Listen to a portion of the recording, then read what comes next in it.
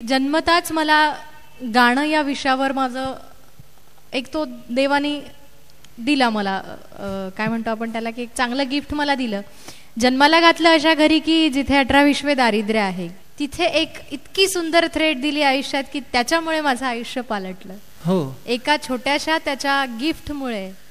कसं कळलं ग की आपल्याकडे ही गिफ्ट आहे? गावातल्या आमच्या त्या ठिकाणी, गावाच्या एके ठिकाणी सगळे गावातले एक तब्बलजी, एक हार्मोनियम आणि एक असं टाळभेळ घेऊन सगळे बसायचे आणि तिथे गायचे. म्हणजे त्यावेळी मी अगदी छोटी होते. एकदा बाबांच्या मागे जबरदस्ती लागले आणि गेले तिकडे. तिथे जाऊन एक गाणं गायले मी. तर त्या गाण्याची चाल होती परदेसियो से ना अखिया मिलाना, पण त्याचे शब्द वेगळे होते. बर. शब्द आमच्या इथले एक महाराज होते, त्यांनी लिहिलेले ते शब्द होते. तर जरा गाऊन दाखवते दोन वेळी त्याच्या. गरीबों की किस्मत में क्या क्या लिखा है, गरीबों के किस्मत में क्या क्या लिखा है, वो जिस पे बीती है उसे ही पता है, परदेसियों से ना अखियां मिलाना. अशी ती चाल होती. आणि ती खूप बाबांना तेव्हा कळलं की ही गाते. बर. आणि मग तेव्हापासून बाबा स्वतःहून मला घेऊन जायला लागले की चला आता जिथे जिथे दर महिन्यातनं 1-2-3 वेळा असायचा तो कार्यक्रम, तर मग बाबा मला प्रत्येक ठिकाणी घेऊन जायचे, चला आता. आणि गावात मग हळूहळू माहिती व्हायला लागली या गोष्टीची की ही मुलगी गाते. कसा झाला ग मग तुझा प्रवास? एकदा शाळेत एक प्रवचनकार आले आणि त्यांचं प्रवचन चालू होतं आणि त्या प्रवचनात मी त्यांना म्हटलं की मला एक गाणं म्हणू देता का. तर तेव्हा हे एकच गाणं मला पाठ होतं त्यावेळी. आणि हे गाणं मी त्यांच्या पुढे म्हटलं आणि योगायोगाने ते त्यांनीच लिहिलेलं गाणं होतं. हे मला माहित नव्हतं की ते गाणं त्यांनीच लिहिलेलं आहे. आणि ते गाणं गायलं आणि त्यांना ते गाणं इतकं आवडलं की ते मला म्हणाले की मी हिला माझ्या बरोबर घेऊन जातो आणि हिचं शिक्षणही करतो, हिला गाणंही शिकवतो. बरं. बट आई बाबांना मी एकटीच मुलगी होती, त्याच्यामुळे ते म्हणले की आम्ही आमचं कसंही करू पण मुलीला आम्ही नाही पाठवू शकत. आणि नंतर असे काही वर्ष उलटून गेले. साधारण माझी 7वी पास झाले मी. बरं. 7वी 8वी. आणि मग एकदा बऱ्याच लोकांनी बाबांना आईला सांगितलं की हिला क्लासिकल गाणं शिकवा. क्लासिकल गाणं काय असतं, क्लासिकल गाणं कशाला म्हणतात हे मला त्यावेळी नव्हतं माहीत. आणि मग एकदा असंच अचानक आम्ही अमरावतीला गेलो. कोणीतरी असं एका एक्स व्यक्तीचा नंबर दिला की ह्यांच्याकडे जाऊन तुम्ही भेटा, हे तुम्हाला क्लासिकल गाणं काय असतं ते सांगतील समजावून. आणि आम्ही तिकडे गेलो आणि तिथे एका टाउन हॉल नावाचा एक अमरावतीला थिएटर आहे छोटं, तिथे एक कार्यक्रम होता गाण्याचा चालू झाला होता. आणि तो कार्यक्रम एंड आला होता, म्हणजे संपला होता कार्यक्रम. आपले म्युझिशियन्स आपले तबला गुंडाळत होते, ढोलकीवाला ढोलकी गुंडाळत होता, हार्मोनियमवाला सगळं निघाले होते. तेवढ्यात आम्ही पोचलो. तर बाबांनी त्यांना विनंती केली की माझ्या मुलीला एक गाणं म्हणायची संधी द्या. तर तिथे त्यांनी म्हणाले की आमचा कार्यक्रम संपलाय आता, इथे पॉसिबल नाही हो. आणि लोक पण उठायला लागले होते. तर म्हणे नाही प्लीज, एक तुम्ही मला कृपा करा, मला एक संधी द्या गायची माझ्या मुलीला. तर त्यांनी कसं तरी हो म्हटलं.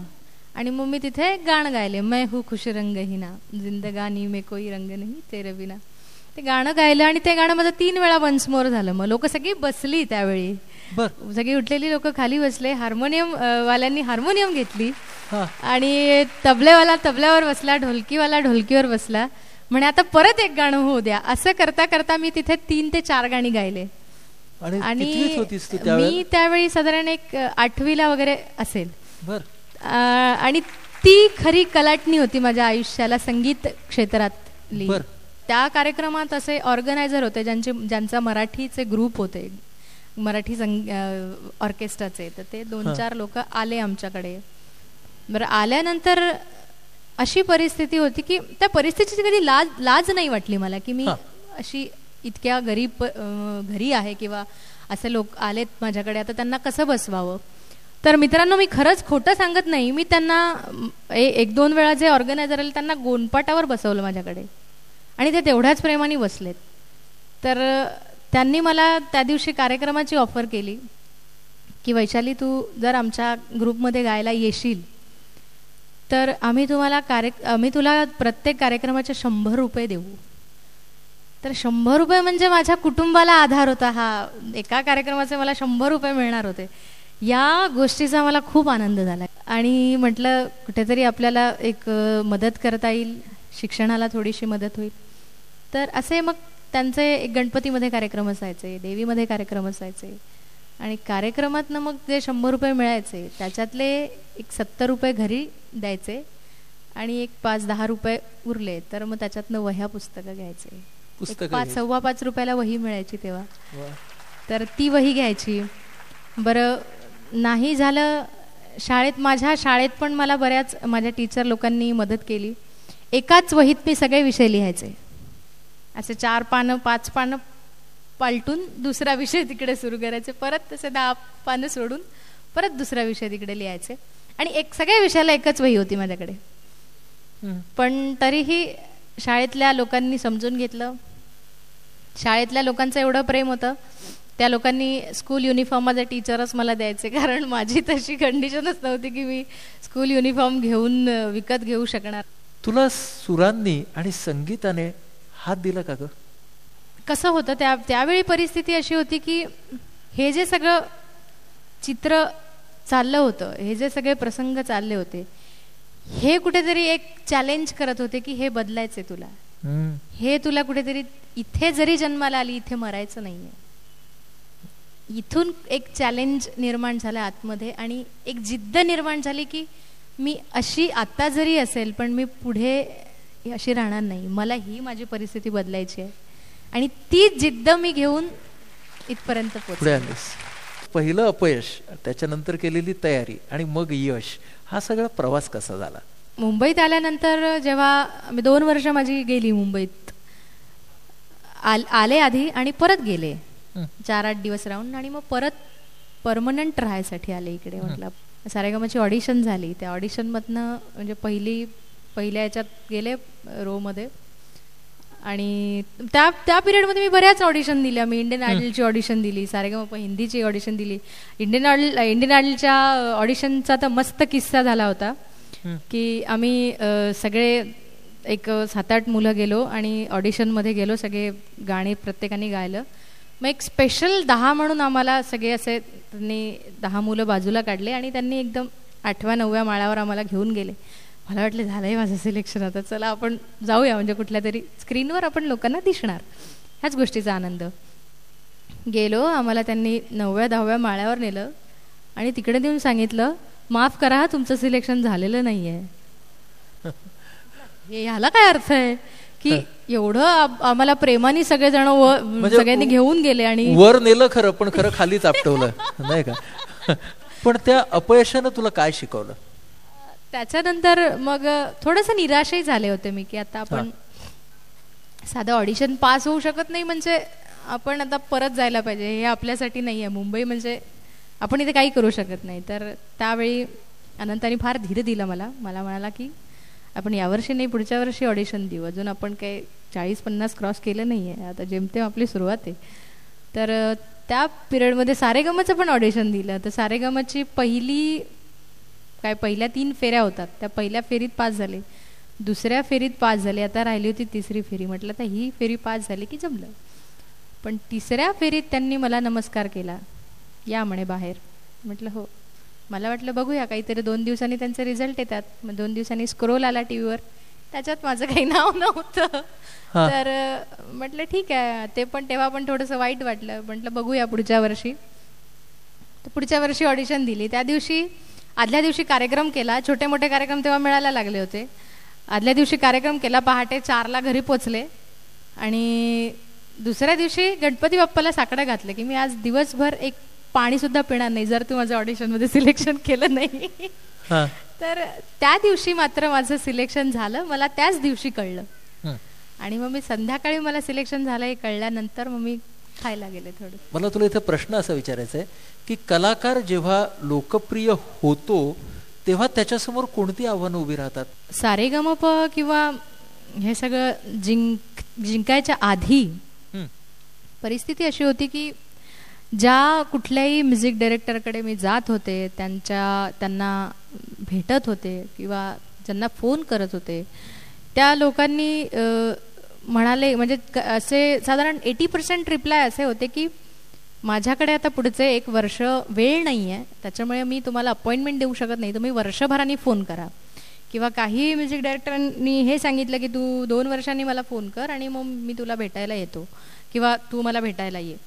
तर म्हटलं असं कसं होणार अशाने. पण तेव्हा सारेगमचा एक चांगला सपोर्ट असा मिळाला, आधार असा मिळाला की त्याच्यानंतर आता मला सगळं थोडंसं सुकर झालंय. बट स्ट्रगल अजूनही संपलेला नाही आहे, कारण हे माझं एम नाही आहे. सारेगमप किंवा रियालिटी शो जिंकून कुठेतरी स्टेबल होणं हे माझं एम नाही आहे. मला अजून काहीतरी मिळवायचं आहे, ते मला अजून मिळालेलं नाही आहे. स्टेजवरचा प्रत्येक लाईव्ह शो हे एक नवं साहस असतं का ग? कुठलाही कलाकार जसे जसे कार्यक्रम करतो, जसा जसा त्याला स्टेजचा अनुभव येतो, तसा तसा तो त्याला एक सवय होऊन जाते आणि थोडा काय म्हणतो त्याला, एक स्टेज आणि त्याचं एक नातं होऊन जातं. आणि त्याच्यामुळे त्याला समोर बसलेल्या लोकांबरोबर किंवा स्टेजवरती सगळं असं सहज वाटतं.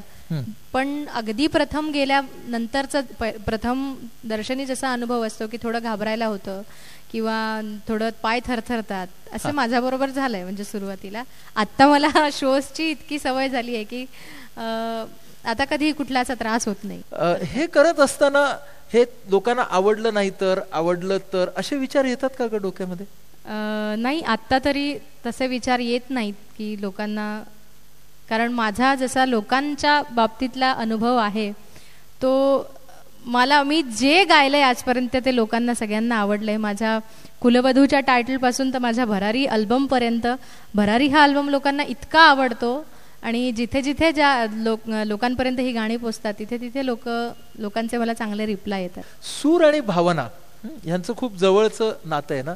तर शब्द येतात तुझ्यासमोर एखाद्या गाण्याचे, तर तू सुरातून त्या भावना कशा देतेस हे आम्हाला सांगू शकशील का?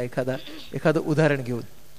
सूर आणि भावना याचं अतिशय उत्तम आणि ज्वलंत उदाहरण म्हणजे गाणं सरस्वती लताबाई मंगेशकर. नुसतं गाऊन चालत नाही, तर त्या शब्दामागे त्या हिरोच्या काय भावना आहेत किंवा हिरोईनच्या काय भावना आहेत, त्याला काय म्हणायचं आहे किंवा कवीला काय म्हणायचं आहे, हे आम्हाला एक चॅलेंज असतं. तर ते स्टुडिओमध्ये फार कामी येतं. म्हणजे हे भरारीतलं एखादं उदाहरण घेऊन सांगता येईल? भरारीचं प्रत्येक गाणं असं वेगवेगळ्या टाईपचं आहे. एक पहिलंच गाणं असं आहे गणपतीचं, त्या 2 ओळी ऐकवते. सुरातून या मला भेटण्या, सुरातून या मला भेटण्या, ओंजळी सुरांचे वरदान द्या गणपती, गुणपती आशीष द्या, आशीष द्या. वा. म्हणजे सूर आणि भावना ह्यांच्यामधला समन्वय तू मला सांगितलास. सुरामधलं साहस गायक शोधत असतो, कधी त्याच्यामध्ये नवीनपणा असतो, तर कधी कधी अर्थपूर्णता असते, नाही का? तुला पण दोन्हीचे अनुभव आले असतील की कधी आधी जे गात होते एक गाणं, शब्द तेच होते, पण आता मला अधिक अर्थपूर्ण वाटतायत, किंवा आज मला हे नवीन सापडलं, असे काही अनुभव आहेत? म्हणजे हा अनुभव मला बरेचदा येतो. किंवा मी कुठल्याही गाण्याचं रेकॉर्डिंग करते आणि रेकॉर्डिंग करताना नाही एक विशिष्ट चाल किंवा विशिष्ट हरकत सोडली तर बाकी असं डोक्यात राहत नाही. बट स्टुडिओच्या बाहेर येते रेकॉर्डिंग संपवून, म्युझिक डायरेक्टर खुश, सगळं. पण घरी येताना गाडीत मला एखादी हरकत अशी सुचते की असं वाटतं की परत आता जावं आणि ते रेकॉर्ड करावं स्टुडिओत जाऊन. गाता गाता आपण त्या सुराबरोबर अगदी तल्लीन झालो असा अनुभव येतो का ग गाताना? हा, माझे गुरुजी सांगतात श्रीयुत सुरेश वाडकर की जेव्हा तुम्ही रियाज करतात तेव्हा एकचदा त्याचं लक्ष असतं तुमच्याकडे, तो एकचदाशी तुम्हाला एक आत्मिक आनंद देऊन जातो आणि ते झालं की अचानक मला हसायला येतं की काय एकदम होऊन गेलं, आणि त्याच्यानंतर ती लिंक तुटून जाते. रियाज करता करता हा एक छान अनुभव येतो. सुरेशजींच्याकडून तू काय शिकलीस? सुरेशजींकडे मी गेली 2 वर्ष शिकतेय. त्यांच्याकडे क्लासिकल गाणं शिकते. त्यांचं एवढं प्रेम आहे माझ्यावर की त्यांनी मला कधीही फी साठी म्हटलं नाही. ते म्हणाले की तू शिकलीस, तू चांगलं गाणं शिकलीस, माझी फी मला मिळाली. आतापर्यंतच्या तुझ्या सगळ्या प्रवासामध्ये साहसी निर्णय असे कुठले होते असं तुला वाटतं? मुंबईला येण्याचा, त्याच्यानंतर माझं इंटरकास्ट मॅरेज आहे, तो एक मोठा निर्णय होता माझ्या आयुष्यातला. आणि इथे येऊन इतकं मोठं स्वप्न बघण्याचा जो मी हिम्मत केली होती की मी एक चांगली गायिका बनवून दाखवेल, अशी ही जी एक स्वप्न बघून हिम्मत केली होती, हा एक माझा मोठा निर्णय होता साहसाचा. पण जेव्हा तू या साहसाला सुरुवात केलीस तेव्हा काय तुझ्या मनात होतं की जे तुला सांगत होतं की नाही हे तुला जमणार? अशा बऱ्याच गोष्टी होत्या की मला इथल्या लोकांमध्ये मला जुळवून घ्यायला फार वेळ लागला. म्हणजे जिला काही एक माहित नाही या शहरातलं, किंवा शहर म्हणजे काय हे माहित नाही, त्या व्यक्तीने मुंबईमध्ये येऊन स्वतःला प्रूफ करून दाखवणं किंवा स्वतः या वातावरणामध्ये स्वतःला मॅनेज करणं, ही खूप मोठी गोष्ट होती. आणि या गोष्टी करायला मला जरा वेळ लागला. पण तरी सुद्धा मला असं वाटतं तुझ्या त्या खेड्यातल्या घरानं, त्या वातावरणानं आणि तुझ्या त्या कुटुंबानं तुलाच काय दिलं असं वाटतं? मला कोणाकडनंही कधी अपेक्षा नव्हत्या की मला कोणी काही द्यावं, किंवा मी स्वतःच्या बाबांकडनं कधी अपेक्षा केली नाही की माझ्या बाबांनी मला काही द्यावं. कारण तसं मी साधारण लहान असताना बाबांनी 8वी-9वीला गेल्यानंतर बाबांनी घरातनं हातच काढून घेतला आणि ते आपलं त्यांच्या कामात मग्न असायचे. आणि आमचे 4 जण, आम्ही, माझे 2 भाऊ, आई आणि मी, असं सगळं माझ्यावरच सगळं जबाबदारी आल्यामुळे मीच एक मोठा भाग होते की मला हे सगळं सांभाळायचं होतं. त्याच्यामुळे कोणी मला का देणार आणि कोणी मला काय देणार हा प्रश्न होता. त्याच्यामुळे कधीही कोणाकडनं अपेक्षा केली नाही. ज्याच्या अंगी मेहनत आणि चिकाटी हा गुण आहे तो कधीही आणि स्वतःला 100 आणि 100% प्रूफ करतो. आणि मला फक्त एवढंच सांगायचं आहे की काहीही कुठल्या गोष्टीची वाट बघू नका, मेहनत करा आणि तुम्हाला सुरुवातीला अपयश येईल, 100% येईल, पण त्यांनी कधीही खचून न जाता परत ठेच लागली पायाला की परत उठून चालायला लागा. त्या ठेचला कुरवाळत बसू नका. तुझ्या पुढच्या सगळ्या प्रवासासाठी आमच्याकडून तुला खूप खूप शुभेच्छा आहेत. थँक्यू. आणि ना या सत्राचा शेवट तुझ्या आवडत्या सुरांनी तू करावास असं आम्हाला वाटतंय. माझी डोली चालली ग दूर देशी नव्या गावा, तिथे सोबतीला येई माझ्या स्वप्नांचा रावा, तिथल्या चौकटीत शोधीन माझे नवेसे आभाळ, तिथले ऊन पाऊस भरतील माझी ओझळ, एक नदी सारखी स्वाहते मी जणू, पाऊल खुणा ठेवून मागे चालले मी कुलवधू, चालले मी कुलवधू.